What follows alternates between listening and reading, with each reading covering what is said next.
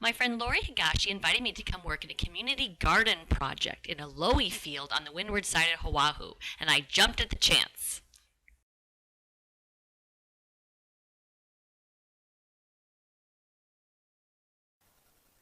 This is our lo'i. When the kalo is in the ground, and kalo is the Hawaiian word for taro, it gets turned into poi when we harvest the root, which is the part that's underneath the water. But every aspect of the plant can be used and eaten. The leaf, which can be used to wrap laulau or stew luau, it breaks down into a similar to spinach, highest highest value of calcium than any other plant. There's no allergic reaction that anybody has to any part of the plant. The cooking process, however, you have to cook the leaf and the taro pretty well because it has a sap that causes an itch. So usually when I cook the leaf, I cook it for an hour, rinse it, and then cook it again so it doesn't have like an itch to it. But so this particular section, we have two sections. I'm not quite sure exactly of the square footage. We don't have a full acre here yet, but once that is all complete, then we will have a full acre. Every corm can yield anywhere from 2 pounds to our biggest one was 7 pounds, which is really good.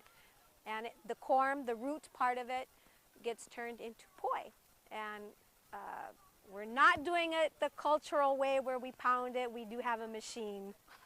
If you're doing thousands of pounds, you need a machine. We are growing 7 different varieties. In Hawaii, there are over 300 that are identified.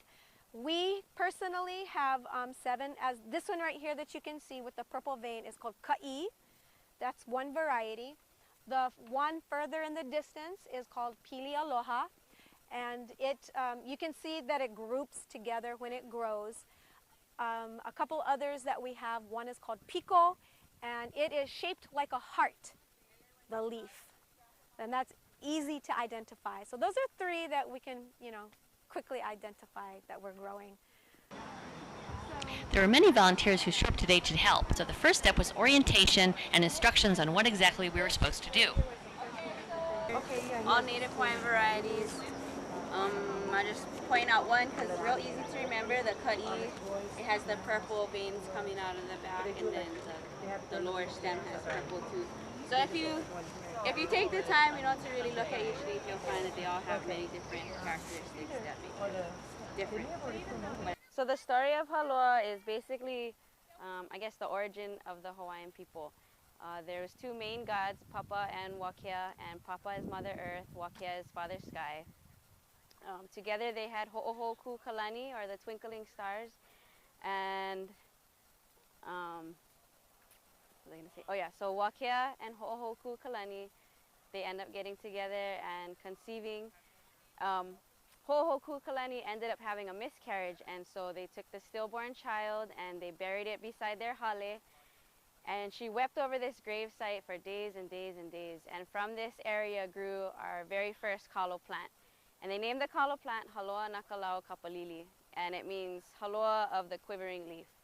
And then shortly thereafter, she became Hapai again, and she had the firstborn Hawaiian who they named Haloa. And they raised Haloa with the belief that the kalo plant is his older brother, and so therefore he must always take care of his older brother, nurture him, protect him, just always malama. And if you do that, older brother will always do the same for you, always provide for you and take care of you.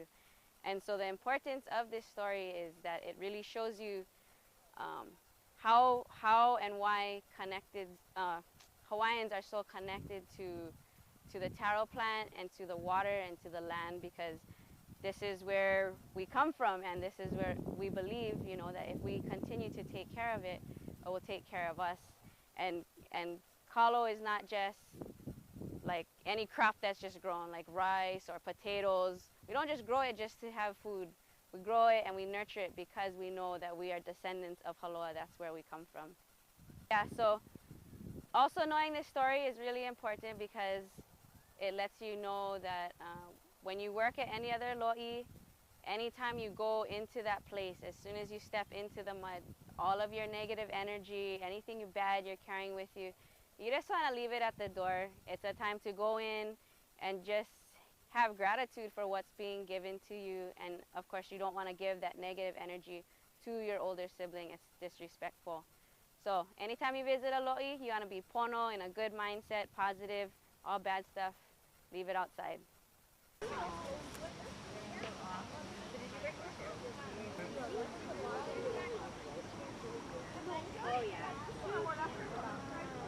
Are you going to be a digger, Scott? After orientation, we made our way over to the lo'i field that we were restoring. At first, everyone was walking very gingerly, kind of lightly stepping in the mud, not wanting to get all muddy. After a while, we're all covered in it. It was fantastic.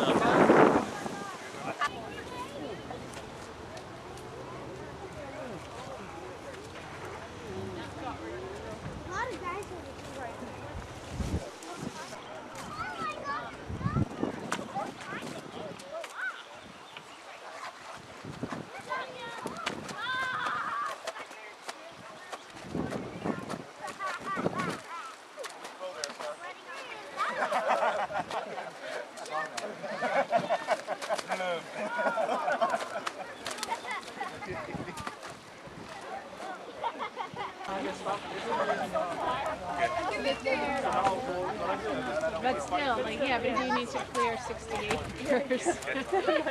And it takes one of these like,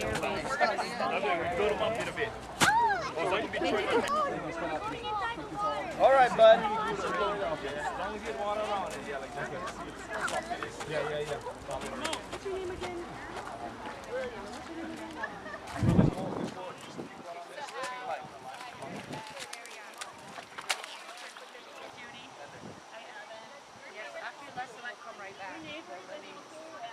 We work with a lot of the chefs in the community who want to purchase farm-to-table type products. So we work relationships out with them as well.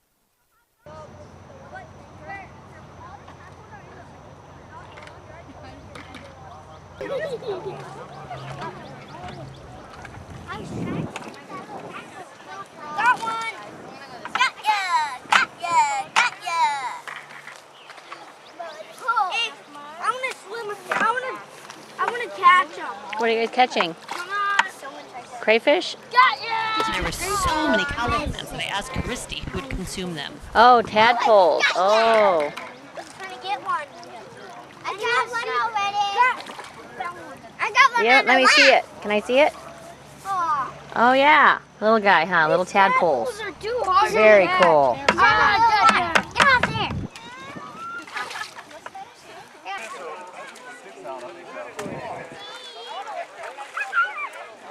yeah, but he's actually in the water, so he's washing it off all at the same time. It's working perfectly.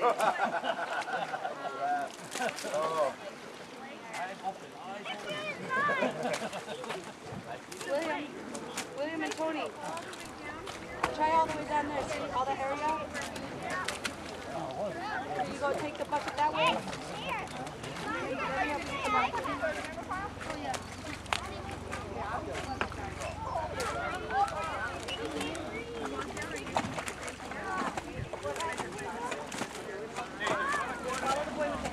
The mission of our organization is to perpetuate the culture and practices of Native Hawaiians.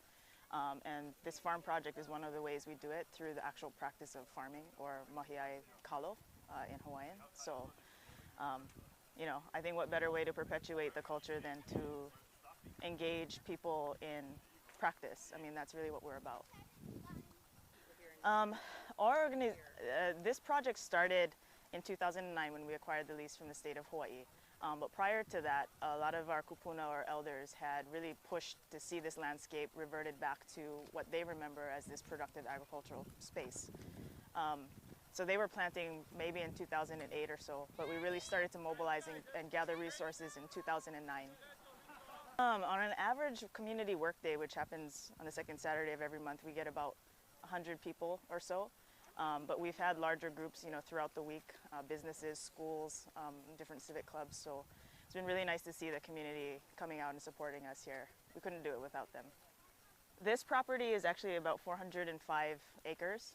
And it extends from this property line here where you see some residential homes all the way to that side where you see that hill covered with trees, and then up to the highway in the back of us. So it's a fairly large parcel, yeah.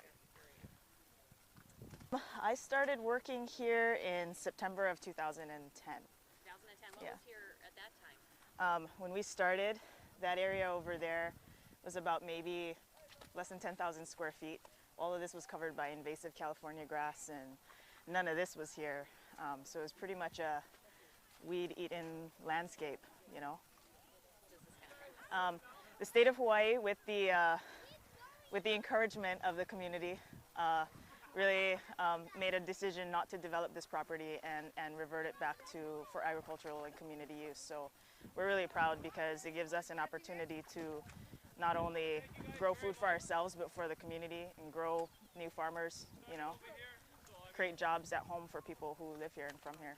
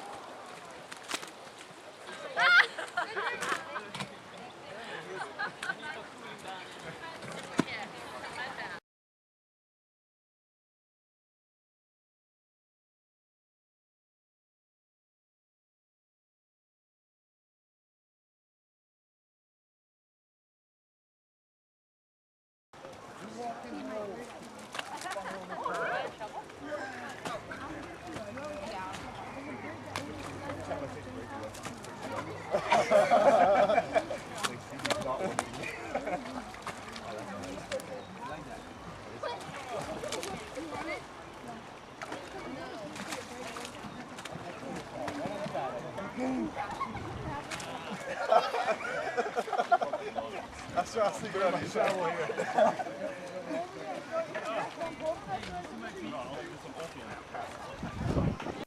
Oh, we love our community volunteers. This whole project is for the community, so they can sign on to our website, kako'ooiwi.org, KAKOOOIWI.org, and lots of information on our website, and come out. Our volunteer days are second Another Saturdays of important every job was month, walking but around in the groups mud, who kind of wanna do spushing something everything for down civic, so there's we a have level bottom. businesses There's a that couple bring their kids whole over there in the company out, background you such see as, were quite their muddy. They businesses had a good have time, I big think, for swimming in the their mud and not staff, just and they had stomping in over it. 100 people come out, as well as Forest City did their community work day, and they had their whole entire Oahu group came and volunteered. So we'll do private group And days there's as my well. friend Lori, hard at work Kako'o pulling up Oiwi weeds. means supporting Good job, youth. Lori.